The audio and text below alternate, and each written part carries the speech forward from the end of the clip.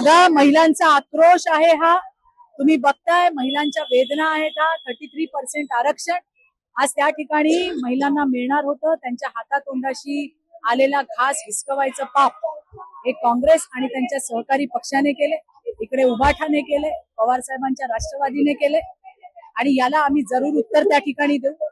फक्त शाहू फुले आंबेडकरांची नावं घेता आणि त्यांच्या विचारधारांना तिलांजली देण्याचं काम यांनी आज या ठिकाणी केले.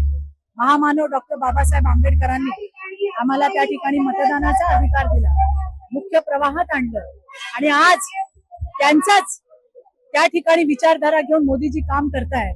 महिलांना केंद्रस्थानी ठेवून विविध योजना आणि आता तर 33% आरक्षण देणार होते.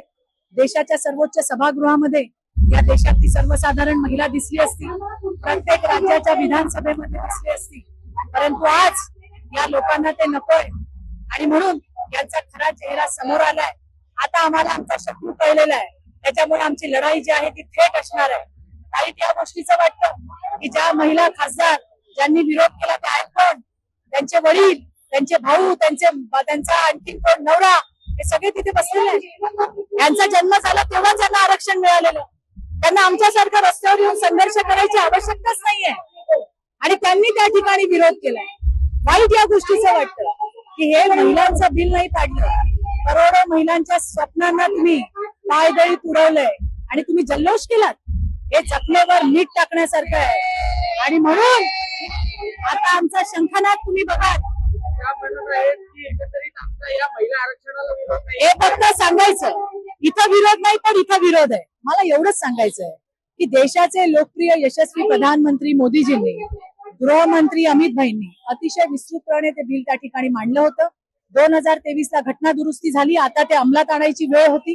कोविड होतं त्यामुळे पुढे गेली जनगणना, पण 2029 ला हे बिल लागू व्हायला पाहिजे, कारण आज लाखो महिलांना त्या ठिकाणी संधी मिळणार होती.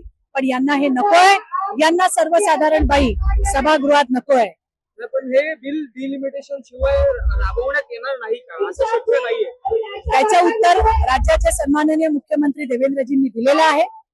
चांगल्या भाषेत दिलंय, सोप्या भाषेत दिलंय आणि हे पण जर त्या सभागृहात बसणाऱ्या कुठले रत्न मिळवलेल्या संसदांना कळत नसेल तर माझ्यासारख्यांना प्रश्न आहे की नक्की करतात काय? थँक्यू.